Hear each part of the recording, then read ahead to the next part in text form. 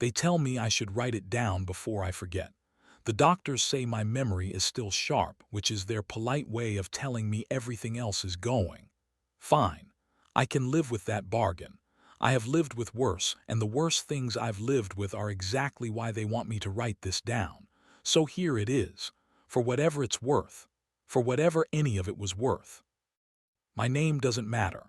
I was 11 years old when the Vorrakh came, and I was called Pekka's Freckles, because of the scatter of rust-colored marks across my nose and cheeks that my mother always said made me look like I'd been dusted with cinnamon. I don't have many of those freckles left. 70 years of sun and grief and one particularly close encounter with an alien atmospheric discharger will do that to a man's skin. But I had them then and the name stuck, and it's what the silver mask called me, so I suppose that's what I'll use. The Vorrakh did not arrive the way you see them depicted in the murals now. No great fleet blotting out the sky, no planetary broadcast demanding surrender, no moment of unambiguous contact that a generation could point to and say, "There, that is when everything changed." That's the mythology.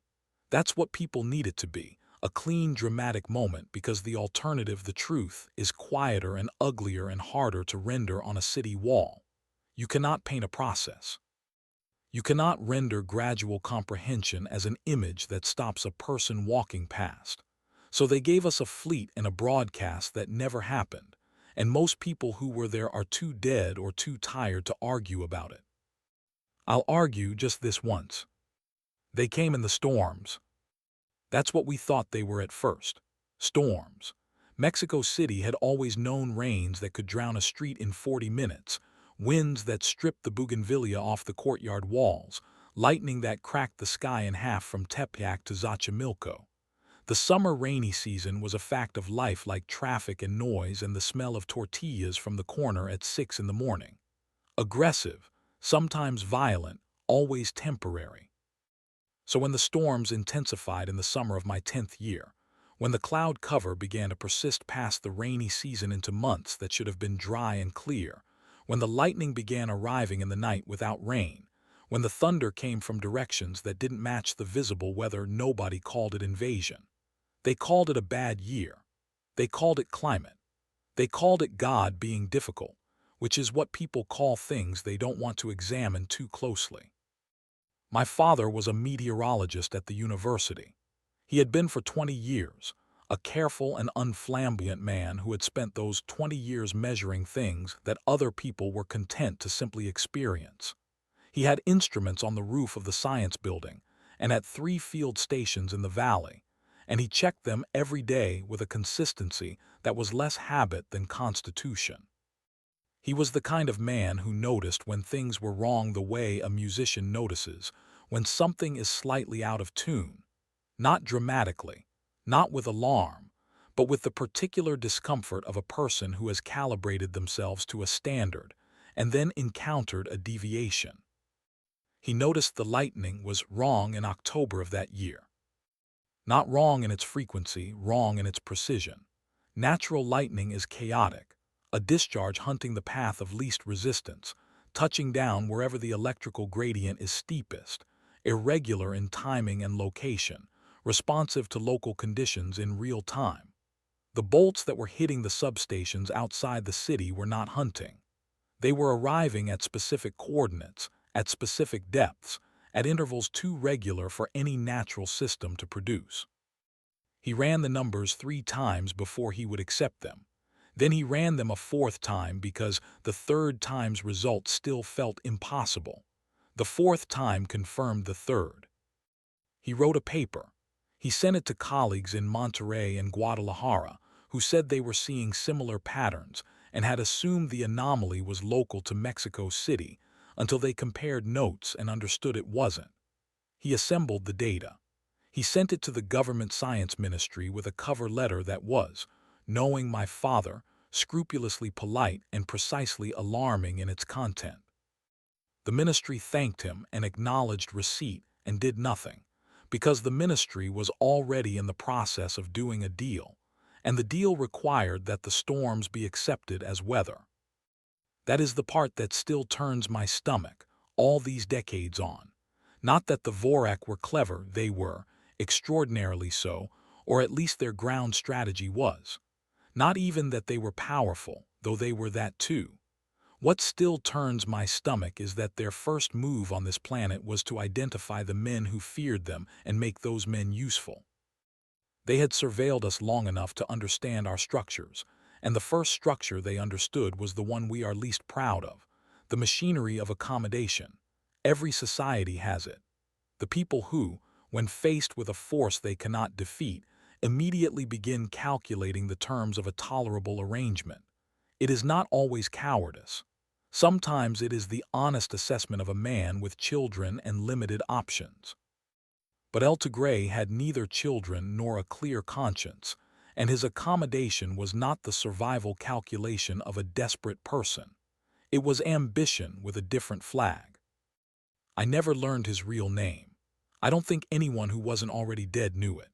He appeared in the early months of what I will call the occupation, if you could call it that, since most of the city didn't know it was occupied, as a man in a hooded mask, operating out of a fortified nightclub in the colonias near the old market, a place called El Paraíso that the police had learned not to approach. He ran the ground-level enforcement. His lieutenants were men and women who had decided that the old world was over and that survival meant service. It was not an unusual calculation.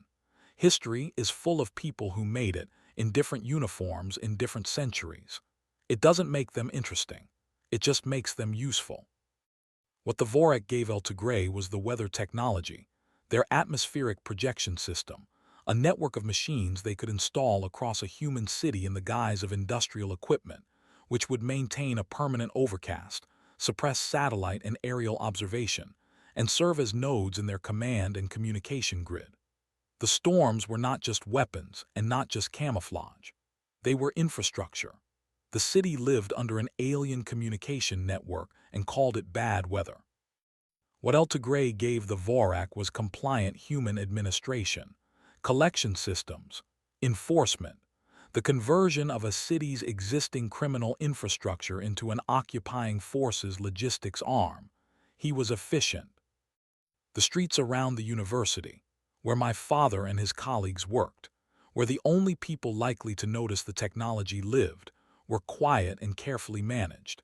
And the management had a face that people could understand and fear because it was human and local, and carried the specific gravity of violence that is both comprehensible and personal. That face was El Lobo. Wolf. He was El Tigre's street-level muscle, the man that the neighborhood gangs dealt with, the one who collected the tribute and broke the skulls when tribute arrived late. He had a way of taking up more space than his physical size justified, the way that men do when violence is so habitual that it has become atmospheric. He was not unintelligent. That was the mistake people made about him, because the brutality was so apparent that it obscured the calculation underneath it. El Lobo watched. He tracked patterns. He was, in his way, as methodical as my father, only the thing he was measuring was human fear, and the instrument was a very different kind. And then there was the silver mask. In those early months, the silver mask was a terror. He was a figure El Tigre had created, an enforcer who would give the occupation an iconic face, something for people to focus on that wasn't alien and wasn't El Tigre himself. A symbol of dominance, impersonal and chromed and dramatically lit. He operated out of El Paraíso, his presence announced by the way the room changed when he arrived. He had a voice designed for authority and a body designed for effect. He wore the mask without irony and with complete investment in what it represented, which was, this city belongs to a force you cannot fight. I have to be careful here, because this is where the story gets complicated, and the complication matters. There were two silver masks, and most people who lived through it, even people who were there, even people who paid attention, never fully understood that. I understood it because I was 11, small and invisible, and because I was the only one who saw what happened on the roof of the Beltran building on a Tuesday night in March, in the early days before I knew what I was looking at. My father had sent me out with a message. Not a letter, He had learned by then that the mail could be intercepted, that the building superintendent on our street was reporting to El Lobo's people, that the network of observation was dense and patient, and apparently uninterested in children. A spoken message, committed to memory, for a man named Cienfuegos who worked the docks and was part of the loose collection of people my father was building a relationship with, too informal to call a network yet, too purposeful to call coincidence. Cienfuegos could get information out of the city through shipping channels that El Tigre's people hadn't fully cataloged. My father needed him to know about the atmospheric data. He needed it to get somewhere it could be acted on. I was 11. Nobody looked at an 11-year-old boy running between buildings at night. That was the logic, and it was not wrong logic. I had delivered messages 3 times before without incident, which had given me exactly enough confidence to be careless. I had delivered the message to Cienfuegos and was heading home by the back route along the Beltran building's alley when I heard the sound. I know now that it was a Vorrakh atmospheric projector discharging at low intensity. The sound they made when they were being aimed rather than fired, calibrating their position in the grid. At the time it sounded like nothing I had ever heard. A sustained, low hum that I felt more in my chest than heard with my ears, accompanied by a quality of compression, as if the air itself were being organized rather than disturbed. Lightning has a smell. This was the smell's negative space, ozone absent, ionization running backward, the air being pulled taut like the skin of a drum before the strike. I went up the fire stairs. Because I was 11 and stupid and curious, and because the message had been delivered and I had a few minutes, and because that sound was wrong in the specific way my father had taught me, over a lifetime of careful meals where he talked about his work, to notice and not ignore. The man on the roof was fighting the device when I got there. I say fighting. He had his hands on it and was trying to drag it toward the parapet. It was a Vorrakh weather projector, roughly the size of a steamer trunk, mounted on a rotating platform that had been bolted to the rooftop, and painted the dull gray of industrial equipment. It weighed, I would later learn, approximately 300 kilograms, which is not the kind of thing a single man can move by wanting to move it. He was moving it anyway. Not easily, not quickly, but steadily with the specific quality of effort that comes from a person who has already made the decision and is now purely in the business of executing it, regardless of the cost. He was wearing a silver mask. He heard me when I reached the top of the stairs and went still. I went still. We stayed that way for 3 seconds that felt like considerably more. Then he said, quietly, in a voice that was nothing like the voice I'd heard El Lobo's men use when they described the silver mask. No theater, no performance, just a man's voice in the dark on a cold roof, he said. You should not be up here. I said, neither should you. He looked at me for a moment. He had the kind of eyes that carry expression independently of the rest of the face, useful when your face is covered. They were assessing eyes, the kind that collects information without appearing to work at it. Then, almost, a shift in them that wasn't quite a smile but was in the vicinity. He said, "Can you keep a secret?" I told him my father was already keeping several. He nodded once, as if that was a data point he could use, and then went back to work on the projector. I helped him. It took 20 minutes, and twice during that time I was sure we were both going over the parapet with it, and once we genuinely nearly did, and then it was at the edge, and then it was over and falling, and we both stepped back from the space it had occupied. When it hit the alley below, it made a sound I have tried to describe many times without success. Not a crash. It was more complex than a crash. It discharged as it broke, releasing the stored atmospheric charge in a horizontal bolt that traveled 30 meters down the alley at head height and set a rubbish heap on fire and blew out every window on the building's south face. The sound of it preceded the light and followed it in a way that didn't respect the physics I understood. And then there was a secondary sound of glass falling from all those windows, a long crystalline diminuendo, almost pretty. We ran. We ran separately by agreement reached in 3 words and a pointed finger. He went toward the colonias. I went toward the university district, and before we split he said, "Tell your father the number 4. Tell him the silver mask knows about the grid." I ran home. I told my father. He stared at me for a long time. Then he put his head in his hands and said, quietly and with a feeling I could not entirely identify, "Dios mío, there are 2 of them." What my father had been working toward in his careful and methodical way was a structural understanding of the projector network. Not just what each node did, but what the network did as a whole, how the nodes communicated, what they depended on, what the consequence of systematic degradation would be. The atmospheric suppression was the visible function. But my father had begun to suspect, from the signal patterns he was collecting, that the network was also doing something else: broadcasting. Maintaining a frequency that was distinct from its atmospheric function, continuous, directional when averaged across all 42 nodes. A command signal, a channel that connected El Tigre's operation to whatever the Vorrakh were using as their regional coordination point. Cut the network below a critical threshold, and you didn't just clear the sky. You severed the command link.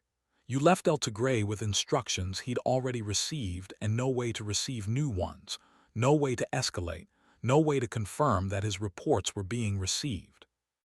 You left him, functionally, alone, a man in a mask who had made a deal with a force that could no longer hear him. The silver mask on the rooftop had been working toward the same conclusion from the physical side, which is the thing about my father's number 4. 4 was the number of nodes whose removal, my father had calculated, would begin producing detectable degradation in the signal. The silver mask had already destroyed 3. The one on the Beltran building roof was to be the 4th. They had reached the same conclusion by different routes, without knowing about each other. That was the beginning of something. Over the following weeks, I became the thread between them. A 12-year-old boy carrying spoken mathematics between a meteorologist's apartment and whatever basement or empty building the silver mask was using that week. He never stayed anywhere long, which was not paranoia but practice. El Lobo's people watch for patterns, and a man without patterns is a man who is difficult to watch.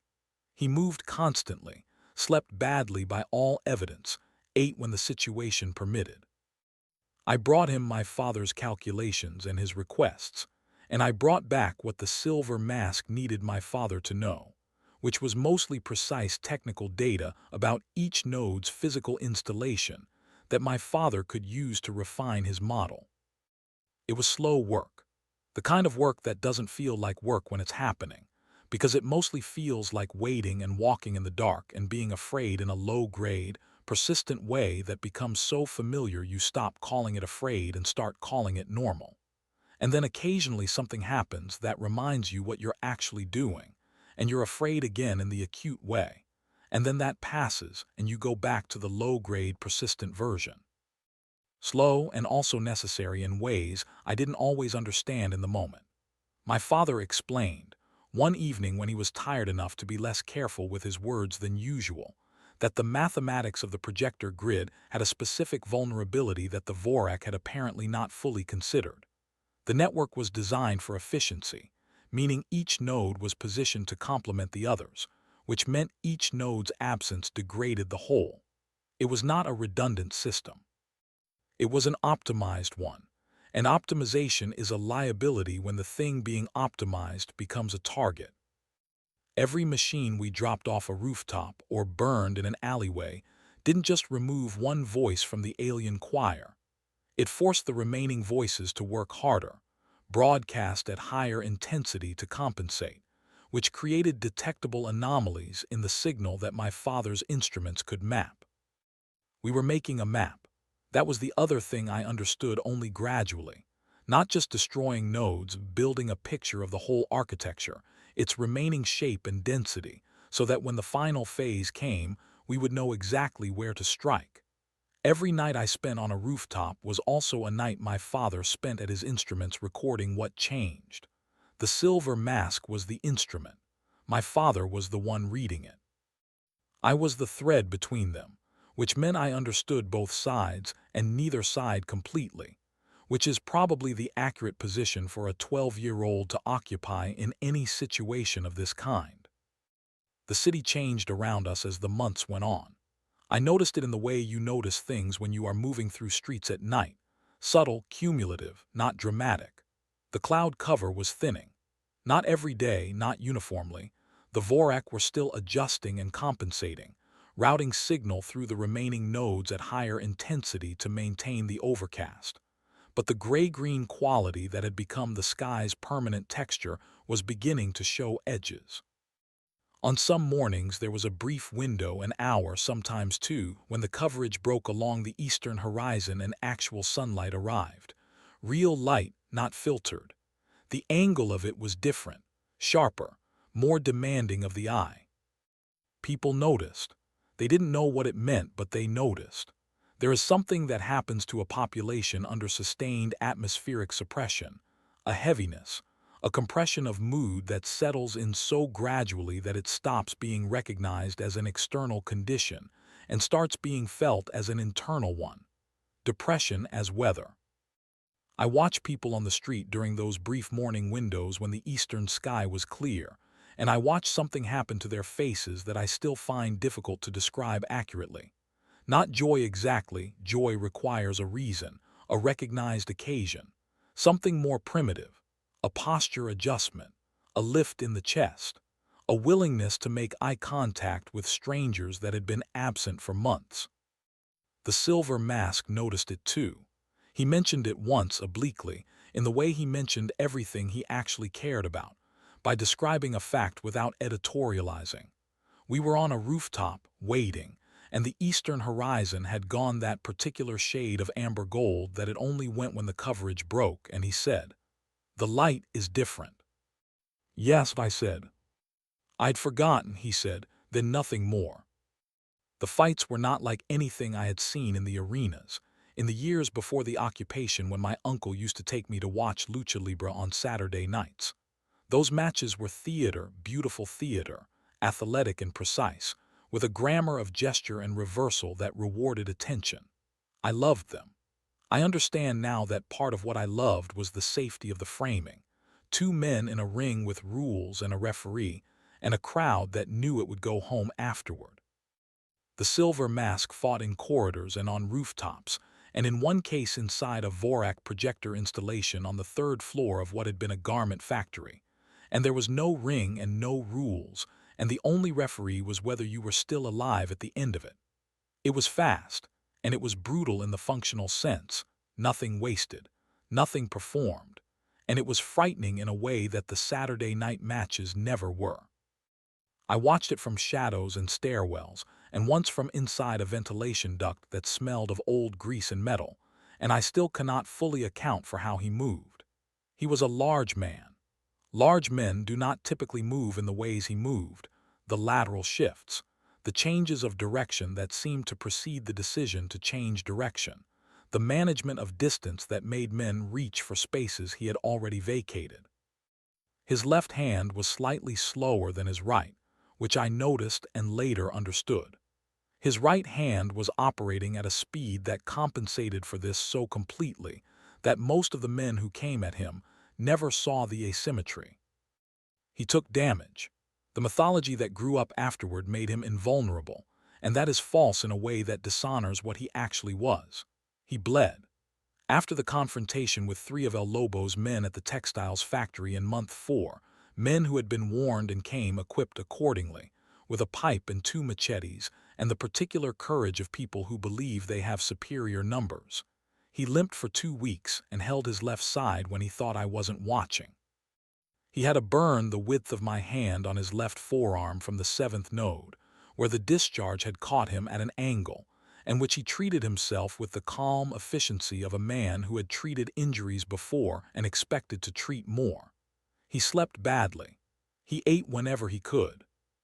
He was a man doing an extraordinary thing, and the extraordinary thing was costing him, and he was paying willingly and without complaint, and that is exactly the thing the mythology erases, because mythology requires gods and gods don't pay. I asked him once, somewhere in the middle months. We were sitting on a different rooftop waiting for El Lobo's man to complete his rounds below so we could access the node on the next building. I asked him why he was doing it. Not in those words, because I was 12 and the words didn't come cleanly. I asked him something like, what made him start? He was quiet for a moment. Down below, El Lobo's man completed his circuit and went back to the building entrance. My patients, he said. I waited. I had patients who were afraid to come to the clinic, he said, because the clinic was in El Lobo's territory and coming to the clinic meant being seen, and being seen meant being assessed for usefulness to El Lobo's people. So they didn't come. And people who don't come to the clinic when they're sick become people who are more sick, and eventually they become people who are dead. He paused.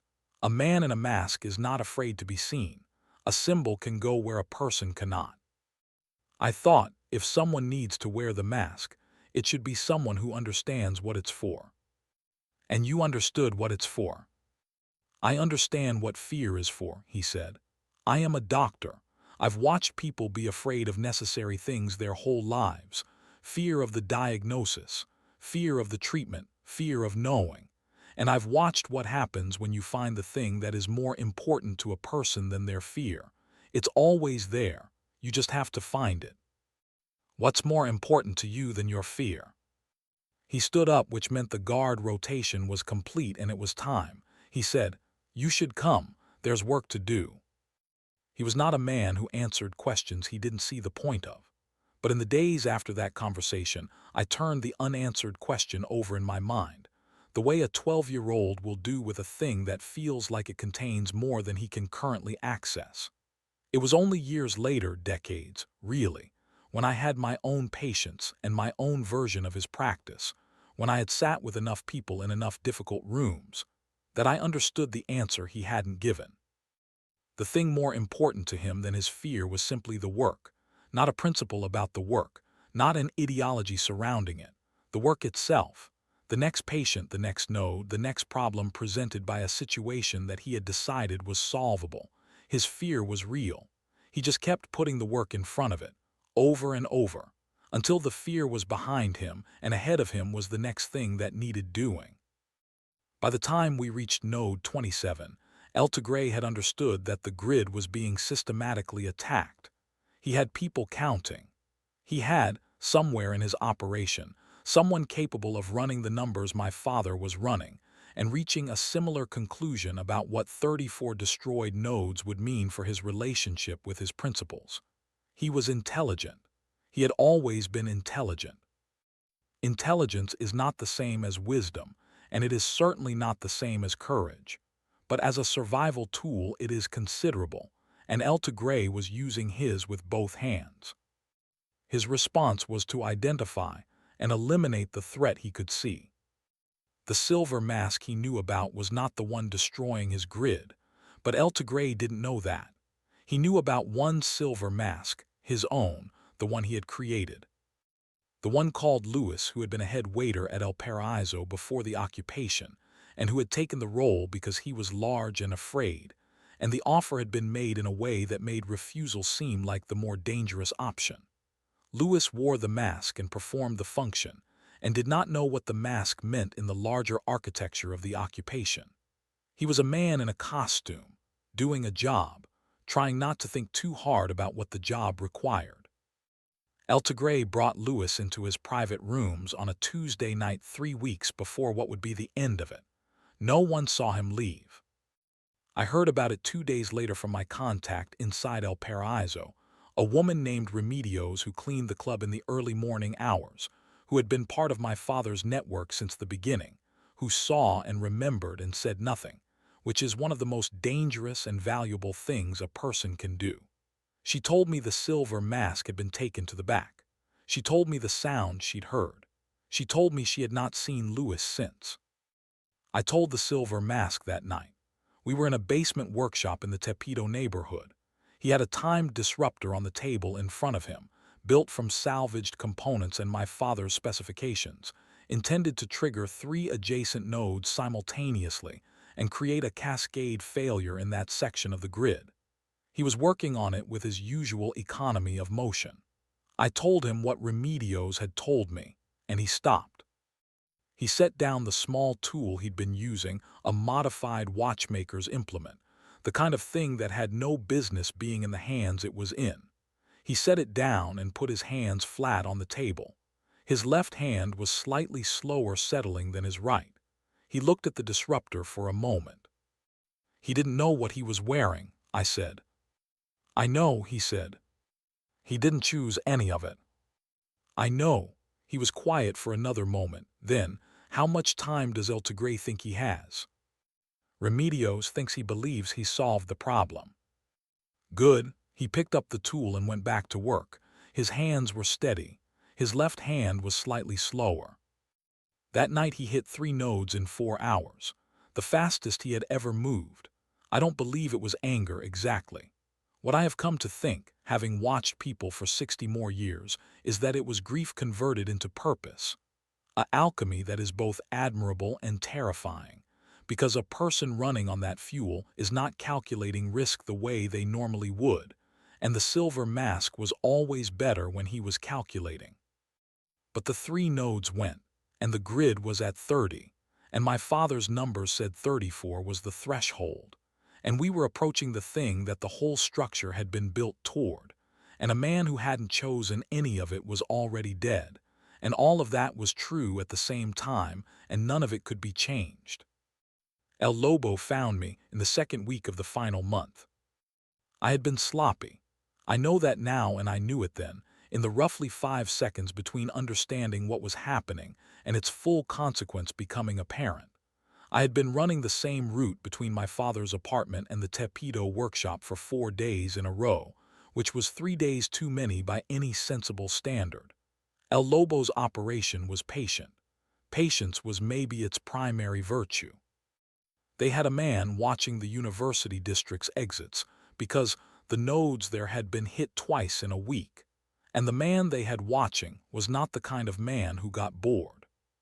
He followed me from the 3rd junction. I didn't notice until it was too late to matter, which is the only kind of too late there is. El Lobo came into the alley behind the market on Moctezuma Street with 2 of his men, and for a long moment the 4 of us occupied the space together without speaking. El Lobo had a way of letting silence do the work before he needed to do any. He was heavy through the chest and shoulders, with hands that were always partially closed, as if they had been shaped by years of use into their natural resting state. He looked at me the way he looked at everything, assessing, patient, already several steps ahead in the calculation. Pecas, he said. He had learned my name, which meant the intelligence was better than I'd assumed. El Lobo, I said. He almost smiled.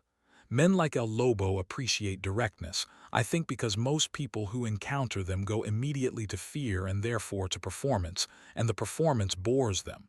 He said, "The doctor's dead, or he will be. Tell me where the workshop is. I'll let you go home." I said nothing.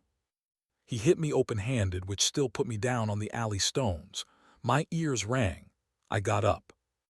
He watched me get up with the particular attention of a man filing information. He hit me again. I got up again. My mouth tasted like copper and the alley was tilting slightly, but it was there. The ground was still there, and so was I, because what else do? You get up. You stand in the place where you're standing. There is no philosophy in it. It is just the next thing. He was raising his hand a 3rd time when the sound came from above. Not a hum, just boots on fire escape metal, quick and certain, and then the silver mask came down from the 3rd floor landing in a controlled fall that was not quite a jump. He'd angled himself off the railing to change his trajectory, something I'd seen him do before and still don't fully understand the physics of, and he landed in the alley between me and El Lobo's men, and the 2 of them had approximately the time it takes to understand what you're looking at before they stop being a problem. El Lobo was better than his men. He was also bigger and smarter, and he had the advantage of having seen the silver mask work before, which meant he knew not to reach. He moved back, tried to create distance, tried to get to an angle where size would mean something. The alley was 3 meters wide. There was no angle. The silver mask went inside El Lobo's reach before El Lobo could make the adjustment, and once he was inside, the size worked against El Lobo, because you cannot swing what you cannot extend. The fight lasted, I think, about 40 seconds. I was not in the best condition to time it.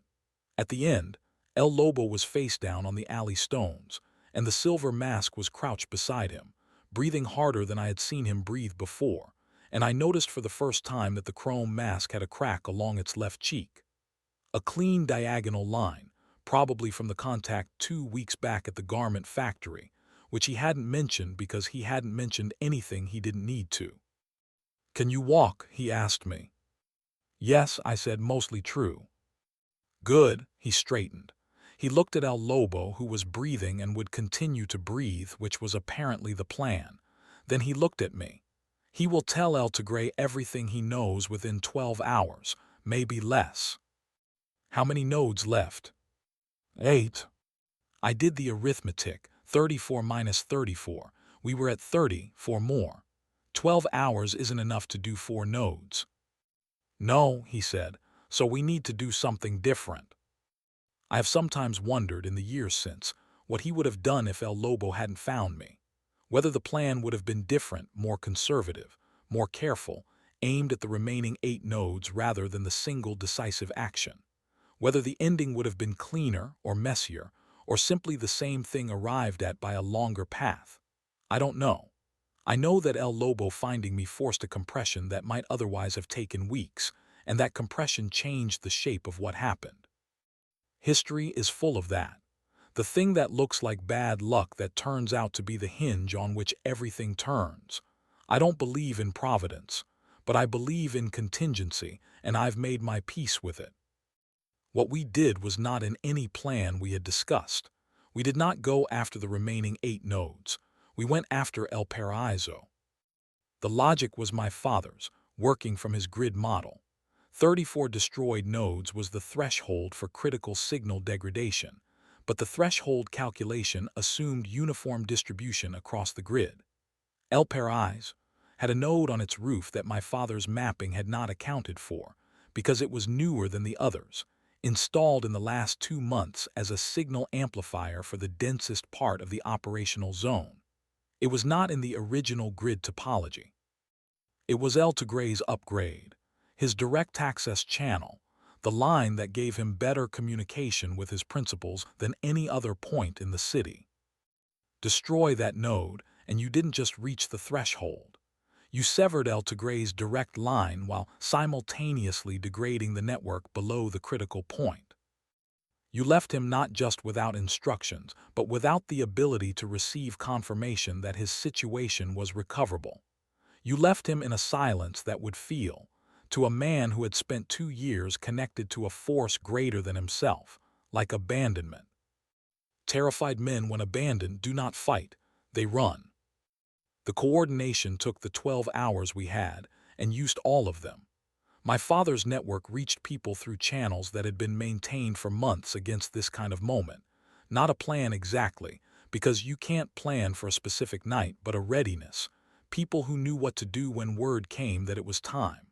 Cienfuegos at the docks. Remedios inside El Paraíso. 3 people at the university who had been copying and distributing my father's atmospheric data, building the case that was going to take years to fully prosecute, but whose foundation had to be laid before the occupation ended, or it would never be laid at all. El Paraíso was full on a Friday night. Full by design, word had gone out, through the informal channels that a city keeps alive underneath its official structures, that something was happening and people should be in the streets. Not specific, not reckless, just, if you want to see something, be in the colonias tonight. The kind of message a city passes in 1,000 small ways. A word to a neighbor, a gesture at a market stall, a woman telling her sister something that sounds like gossip but lands like instruction. The crowd that gathered in the street outside the club had no particular organization. That was its strength. There was nothing for El Tigre's remaining people to point at and call a threat. Just people, curious, standing in a street at night the way people do when the air has the specific quality that air gets before something changes. Inside El Paraíso, the change began at 9:15. I was at the back of the crowd. I had argued without success to be inside. The silver mask had told me, with the patient finality of a man who had made a decision and was not reopening it, that I had done everything I was going to do for this operation and that my job now was to watch and remember. Someone has to remember accurately, he said. Not the myth. What actually happened? I said I didn't want to be the historian. He said, Pekkas, you're 12 years old. You are already the historian. So I stood at the back of the crowd and I watched. The lights inside El Paraíso flickered at 9:15, the generator going, which was Remedios's team at the electrical panel. The music stopped. There was a moment of confused noise from inside, then a longer, heavier sound that was not furniture falling but was related to it. Then silence, which is the loudest thing a nightclub full of people can produce. El Tigre came through the front door at 9:22. He came out walking, not running, which I noted and which told me something about who he was under the fear, a man who had always preferred to appear in control, even in the moments when control was gone. He was wearing his hood, and he walked to the edge of the nightclub's entrance and looked at the street. The street was full of people. And in the center of the road, standing in the light of the burning wreckage of the El Paraíso roof node, which the silver mask had spent 40 minutes removing and had thrown into the street where it was now generating the blue-green fire of alien components combusting in Earth's atmosphere, was the silver mask. He was not moving. He was not performing. He was standing in the fire's light with his hands at his sides, and the chrome mask was catching all the light that was available and giving none of it back. The crack along the left cheek was clearly visible. The mask was not perfect. It had never been perfect. But it was there, and the man wearing it was there, and what both of them meant was clarifying for everyone in the street at the same time, in the way that some moments of understanding arrive not gradually but all at once, a sudden coherence that doesn't build but simply is. El Tigre looked at the burning projector. He looked at the mask. He had been a powerful man for 2 years, and the power had been real, built on genuine fear, on alien technology, on a network of human compliance that he had assembled with considerable skill. All of that was real, and it was over. He could see that it was over, and I watched him see it. A man can lose power gradually, which gives him time to adapt and manage and find ways to make the loss provisional. Or a man can lose power completely in a single moment that admits no ambiguity and no negotiation, and what happens then is different. I watched the structure of El Tigre's authority leave him in about 30 seconds of standing in that street. Not dramatically, not with collapse or rage or theater, just departure. A quiet evacuation of the thing that had been holding his posture, his bearing, his certainty. What was left was a tired man in a hood who had made a bad decision a long time ago and had been living inside the consequences ever since. He took off the hood. I had spent 2 years constructing a face for El Tigre in my imagination, something that matched what he had done, something that had the features of a specific and memorable kind of evil. What I saw was ordinary, tired and frightened and completely ordinary. He dropped the hood in the street.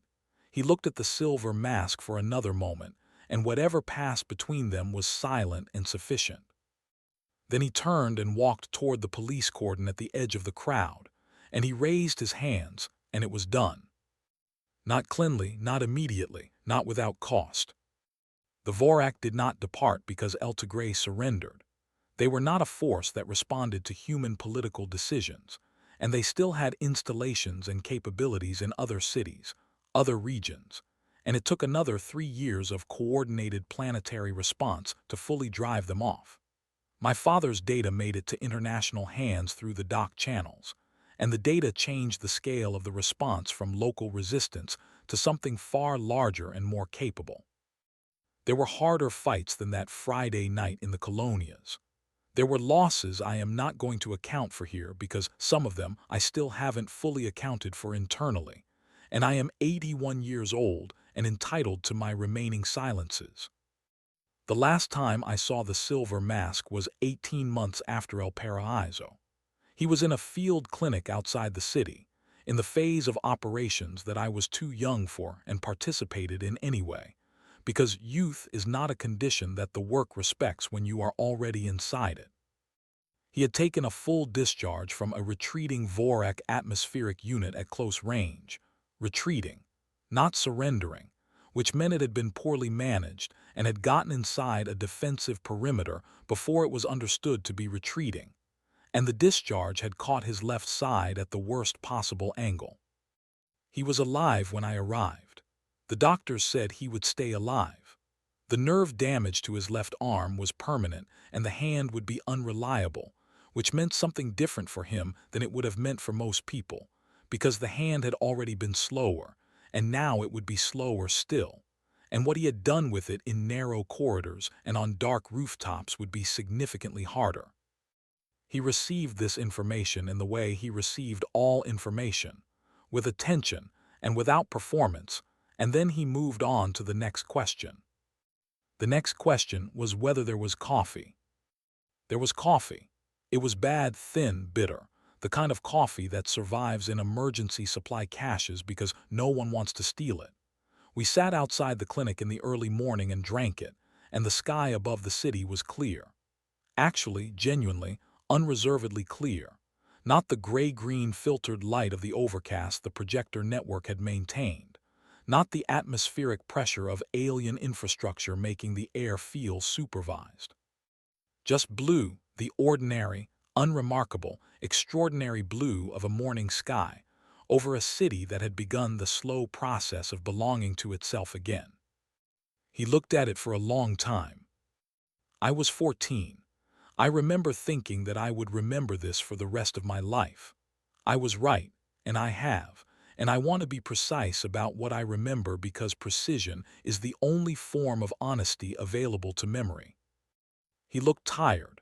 He looked like a man who had been working without adequate rest for 2 years and was now in a phase where the body was settling the account. His left hand was in his lap, and he wasn't using it. He was drinking the bad coffee with his right hand and looking at the blue sky and not saying anything, which was his most common mode of communication and always had been. Once he said, "It's going to take a long time." I said, "The sky." "All of it," he said.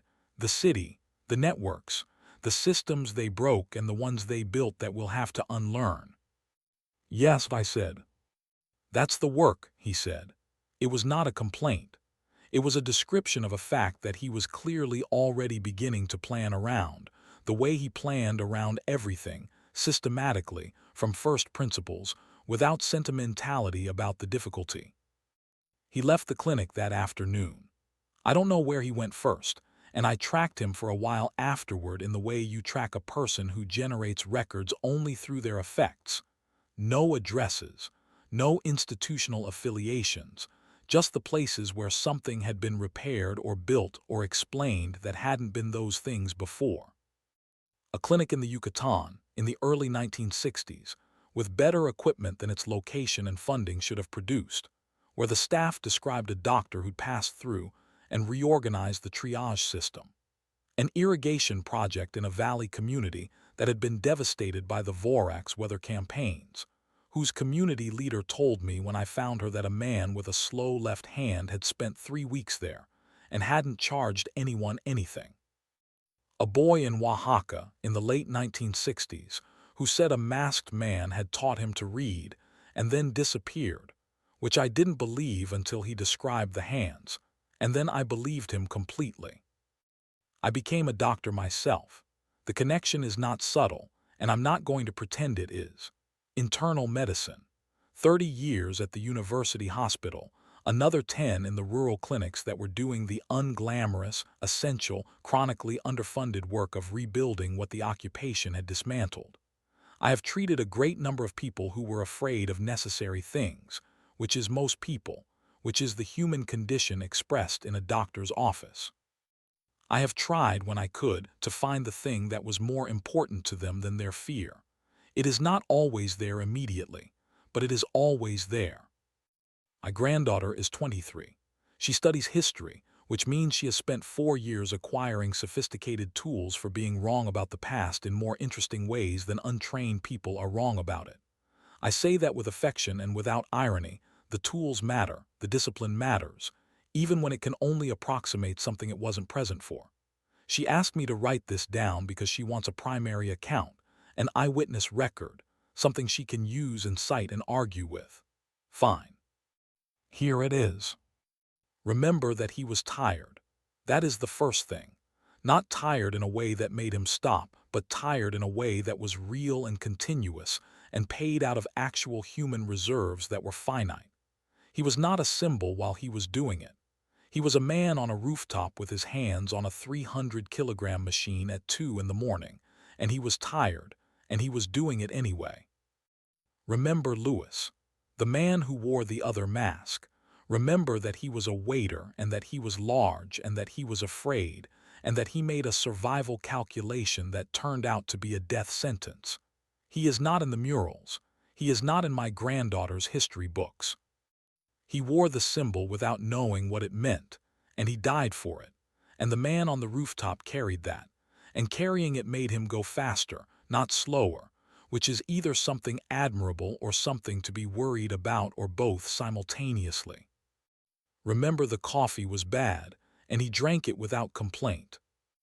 Remember that the sky was just blue, not miraculous, not a message, just the ordinary sky of a morning over a city that was still in the early stages of understanding what it meant to belong to itself again, a process that I can tell you from 7 additional decades of observation is never complete and never simple, and is worth every hour of the work it requires. My granddaughter asked me what I wanted people to remember about him.